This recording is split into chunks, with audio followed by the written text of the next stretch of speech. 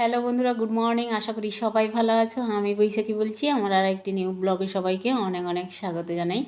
সকাল 6:30 বাজে, এখন থেকে এই ব্লগটা শুরু করছি তোমাদের সাথে নিয়ে। আশা করি আমার ব্লগটা তোমাদের ভালো লাগবে।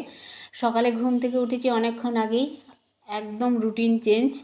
আর কয়েকদিন বেশ দেরি করে ঘুম থেকে উঠলেও আস্তে ধীরে কাজগুলো করতাম। কাজ কিন্তু একই, সারাদিনের কাজ, কিন্তু দেরি করে ঘুম থেকে উঠলেও কোনো অসুবিধে হতো না। এখন আবার রুটিন চেঞ্জ হয়ে গেল, যেহেতু আমার ছেলে সকাল সকাল ঘুম থেকে উঠেই আর একদম স্কুল ব্যাগ নিয়ে রেডি হয়।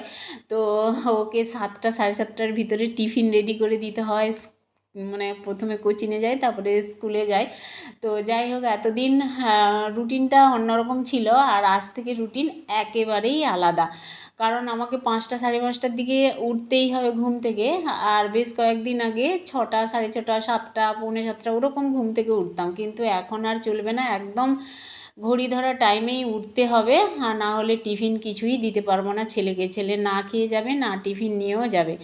তো দেখো, আজকে স্কুল ওর খোলা, স্কুল খুলে গেছে, স্কুলে যাবে। সকালে ঘুম থেকে তাড়াতাড়ি উঠেছে, উঠে রেডি সেডি হয়ে গেছে, একদম স্নান টান করে স্কুলের রুটিন মাফিক বই নিয়ে, টিউশনের রুটিন মাফিক বই নিয়ে ও রেডি হয়ে যায় রীতিমতো, একা একা বেরিয়ে পড়ে। আর আমি এইদিকে ঘুম থেকে উঠে ফ্রেশ হয়ে একদম রান্নাঘরে চলে আসি আর কি। তো আজকেও তেমন চলে এসেছি, একদম পুরনো রুটিনে ফেরা। আর কি আগে যেই রকম রুটিনে টিফিন দিতাম বা কমপ্লেন খেয়ে যেত, সেই রকম আর কি। এবার আবার মানে নতুন করেই রুটিনটা শুরু হলো, পুরনো রুটিনটা। তো যাই হোক, সকালবেলা কি টিফিন দেব এটাই চিন্তা হয় মায়েদের। ছেলে স্কুলে যাবে, বাইরে অনেকক্ষণ থাকবে, সকাল থেকে প্রায় একদম বিকেল 5:30 অবধি। তো কি খেয়ে যাবে, কি টিফিন নিয়ে যাবে, এই চিন্তায় থাকি।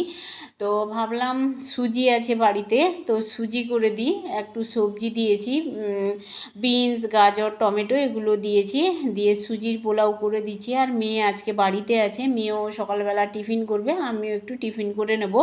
ওই জন্যই আজকে সুজির পোলাও বলো বা হালুয়া বলো, সুজির হালুয়া করলাম। বেশ ভালোই লাগে খেতে। আগে সুজিটা ভেজে নিয়েছিলাম, অল্প একটু ঘি দিয়েছিলাম, তারপরে সাদা তেল দিয়ে সবজিটা ভেজে একদম নর্মালভাবে করে দিলাম সুজির পোলাও। পরিমাণ মতো জল দিয়েছি, জলটা তোমাদের মাঝে আর শেয়ার করিনি, স্কিপ করে গেছি, ভিডিওটা খুঁজেও পাইনি, মনে হচ্ছে ডিলিট হয়ে গেছে। তো যাই হোক বন্ধুরা, একদম ঝুরঝুরে সুজির হালুয়া রেসিপি তোমাদের মাঝে শেয়ার করলাম। অবশ্যই কেমন লাগলো কমেন্টে জানিও। আর সুজির পোলাও খেতে আমার মেয়ে খুবই ভালোবাসে, আমার ছেলেও খুব ভালোবাসে। তবে ভাত ভাজাটা আমার ছেলে ভালোবাসে। ভাতও ছিল না সকালে আর ভাত ছিল না, কালকে রাতের ভাত শেষ হয়ে গেছিলো, ওই জন্য সুজির পোলাও করে দিলাম। দেখো বন্ধুরা, আমার ছেলের আবার নতুন করে রুটিন শুরু হয়েছে। স্কুল রেডি হয়ে গেছে একদম, আর স্কুলও খুলে গেছে, মাধ্যমিক পরীক্ষা শেষ। এবার সকাল থেকে ওই যে বেরোবে স্কুলে, মানে প্রথমে কোচিংয়ে যাবে সকালে। এখন বাজে প্রায় 7:30 ঘড়িতে সকাল। তো এই যে কমপ্লেন করে দিলাম, খাচ্ছে, আর টিফিন দিয়ে দিয়েছি, তো যাবে। আর সেই আসবে বিকেলবেলা, ঠিক আছে। তো আমারও রুটিন একেবারে চেঞ্জ। তো চলো সঙ্গে থেকো, কেমন।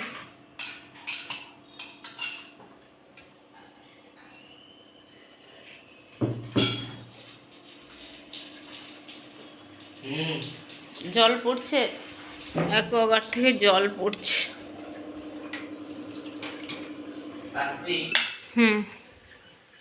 সাবধানে যাবি।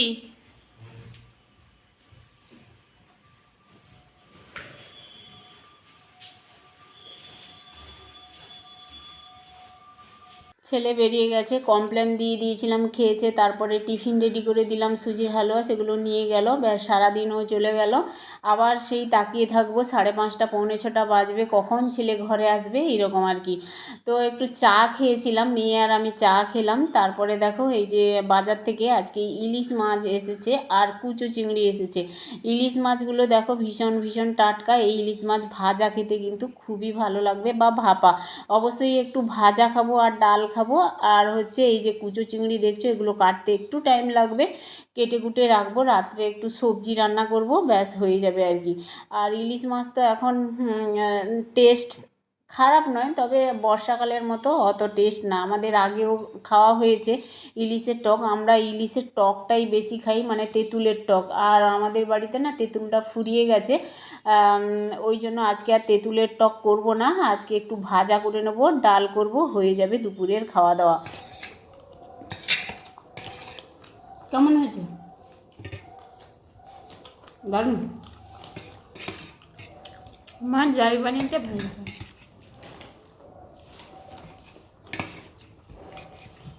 ও নিয়েছে এত, আমি নিয়েছি এইটুকু। মারা সবসময় কম খায় বলো। আচ্ছা, মারা সবসময় কম খায়। এদেরকে এখন থেকে না খাওয়ালে এদের শক্তি হবে কি করে পরে? মাকে মারার জন্য, তাড়ানোর জন্য একটু ক্ষমতা দরকার তো, তাই না? হুম হুম হুম। তোমাকে যাবে না একটু না দিস না, ভালোই তো। গরম গরম সুজি হালুয়া।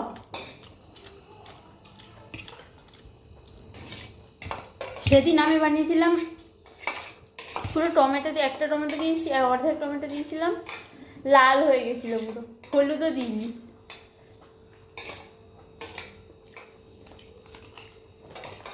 মা মেয়েতে মিলে সকালবেলা সুজির হালুয়া দিয়েই সকালের টিফিনটা আমরা সেরে নিলাম।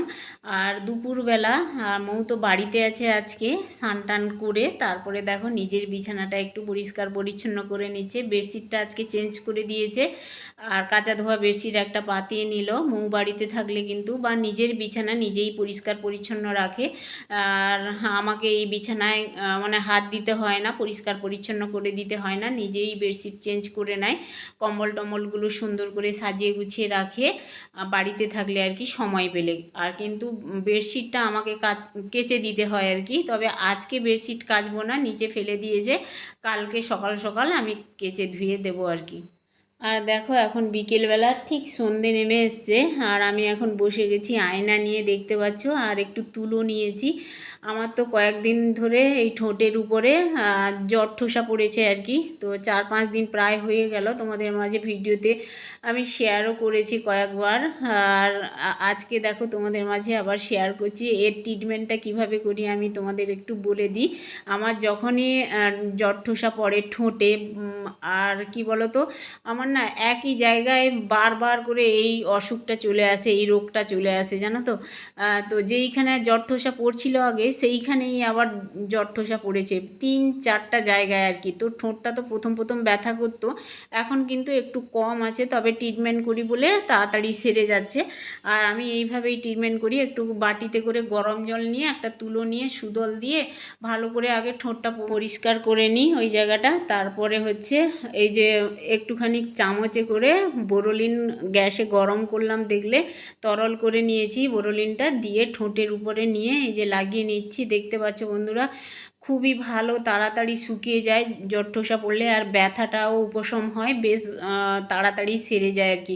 জানি না কেন আমার এটা বারবার আসে এই অসুখটা, আমি বুঝতে পারি না। এখন দেখো চা করছি, শাশুড়ি মা অনেকক্ষণ আগেই আমাকে বলছিল চা খাওয়ার জন্য। আমার শাশুড়ি মা না একটু চা খায় আর কি, সন্ধ্যা সকালবেলা চা খেতে খুবই ভালোবাসে। আবার উনি লিকার চা খান না, দুধ চা খায় আর কি, চিনি দিয়ে দুধ চা। তো আমরা তো লিকার চাও খাই চিনি ছাড়া, দুধ চাও খাই চিনি ছাড়া, তবে শাশুড়ি মা খায় চিনি দিয়ে চা আর কি। তো 2 কাপ মতো হয়ে গেছে, দেখতে পাচ্ছ। আর আমার শাশুড়ি মা তো সিরিয়াল দেখতে খুবই ভালোবাসে, সন্ধ্যে থেকে সিরিয়াল চলে, আর আমি এই বিছানায় গিয়ে ওনাকে চা দিয়ে আসি, উনি বসে বসে খায় চা আর সিরিয়াল দেখে। গাইস কি ছাকড়া তোদের চুল লাগছে একটা। 9:10 চা দিয়েছি।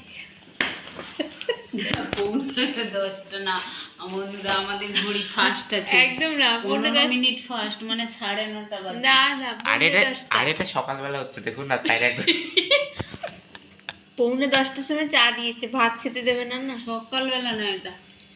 হ্যাঁ, বাইরে তো খুব আলো পড়ছে। আজকে খাইনি। আজকে আমি রাত্রেবেলা রান্না করব। এই যে ডিম সেদ্ধ করছি প্রেসার কুকারে, দেখতে পাচ্ছ বন্ধুরা। তোমরাও এইভাবে প্রেসার কুকারে ডিম সেদ্ধ করবে, দেখবে 10 মিনিট ডিম সেদ্ধ করতে লাগবে না, বা 8 মিনিট 7 মিনিট লাগবে না, 2 মিনিটেই জাস্ট 2টো সিটি দিলেই ডিম সেদ্ধ হয়ে যাবে, জানো তো। এই যে পরিমাণ মতো জল দিয়েছি, 6টা ডিম দিয়ে দিলাম, এবার সিটি মেরে নেবো 2টো। ডিম সিদ্ধ এমনিতেই হয়ে যাবে, তাড়াতাড়ি সময়ও বাঁচবে, রান্নাটাও তাড়াতাড়ি হয়ে যাবে, গ্যাসও বাঁচবে। আর এখন দেখো এই যে সজনে ফুল রান্না করছি। আমার হাজব্যান্ড সজনে ফুল খেতে খুবই ভালোবাসে, যখনই বাজারে দেখে সজনে ফুল বিক্রি হচ্ছে অমনিই নিয়ে চলে আসে। আর ও সজনে ফুলের বড়া খেতে একদম ভালো লাগে না, আর আলু বেগুন দিয়ে খুবই ভালোবাসে সজনে ফুল চচ্চড়ি খেতে। এই জন্য চিংড়ি মাছ, কুচু চিংড়ি ছিল, সজনে ফুলের চচ্চড়ি করছি। আর এই দেখো নিমিষের মধ্যেই ডিম সেদ্ধ হয়ে গেছে। এখন ঠান্ডা জল দিয়ে ভালো করে ডিমটা ধুয়ে নিয়েছি। তারপরে এই দেখো আমি ডিমগুলো সুন্দর করে ছাড়িয়ে নেবো, একটা ডিমও ফেটে যায়নি, দারুণ সেদ্ধ হয় প্রেসার কুকারে। তোমরাও এই টিপসটা ফলো করবে, ট্রাই করবে, একবার দেখবে ডিম সেদ্ধ করবে প্রেসার কুকারে, আর তাড়াতাড়ি হয়ে যায়, আর ডিম একটাও ফাটে না, খুব সুন্দর করে সেদ্ধ হয়, তাড়াতাড়ি হয়ে যায়, জানো তো। এই যে ডিমগুলো আমি ছাড়াচ্ছি দেখতে পাচ্ছ বন্ধুরা, একটাও ডিম কিন্তু ফেটে যায়নি, আর এমনি কিন্তু তাড়াতাড়ি খোসা ছাড়িয়ে যাচ্ছে, দেখতেই পাচ্ছ। একদম নিমিষের মধ্যে ডিমের খোসা ছাড়িয়ে নিচ্ছি আমি সুন্দরভাবে। তো তোমরাও অবশ্যই ট্রাই করবে এই ডিম সিদ্ধ করা, কড়াইতে করার বা হাঁড়িতে করার আগে প্রেসার কুকারে একবার করে দেখবে বন্ধুরা, খুব তাড়াতাড়ি হবে। আর আমি এখন রান্না করব। ডিমগুলো আমি ছাড়িয়ে নিয়েছি, আর লবণ হলুদ মাখিয়ে একটু ডিমগুলো ভেজে নিয়েছিলাম, তারপরে মশলা কষিয়ে ডিমের কারিটা রান্না করছি আর কি। এখানে 6টা ডিম আছে, আমাদের 5 জন মেম্বার, তবে একটা ডিম যে খাবে এক্সট্রা খাবে, না হলে কালকে সকালে থাকবে, হাজব্যান্ড যদি খাবে আর কি। তো কালকে তো শনিবার, আর সকালবেলা থাকবে আমার হাজব্যান্ড, আর রুটি করলে খেয়ে নেবে আর কি। তো সজনে ফুলের চচ্চড়ি তো ওদিকে হয়ে গেছে, আর ডিমের কারিও হয়েছে, ধনেপাতা দিয়ে দিলাম উপর থেকে। আর আমার তো তরকারি হওয়া মানেই রাত্রেবেলা দেরি করেই রান্না বসাই, রান্না হওয়া মানেই খাওয়ার টেবিলেই খাবার দাবার চলে আসবে, সবাইকে খেতে দিয়েই তারপরে আমি খেতে বসি। আর এই হচ্ছে ব্যাপার। তো চলো এখন তরকারি দিয়ে দিই, আর আমি এদিকে পরে খাবো, ওদিকে রান্নাঘরে একটু গুছিয়ে নিই, টুকটাক জিনিসপত্র এলোমেলো আছে, জানোই তো রান্নাবান্না করলে রান্নাঘরে জিনিসপত্র এলোমেলো হয়ে থাকে, আর রান্নার পরে এগুলো গোছগাছ করতেই হয়। আর এরা ততক্ষণে খেতে থাক, আমি ততক্ষণে রান্নাঘরটা গোছগাছ করে তারপরে খাওয়া দাওয়ার পরে তোমাদের মাঝে অবশ্যই কথা বলবো, সঙ্গে থেকো কেমন।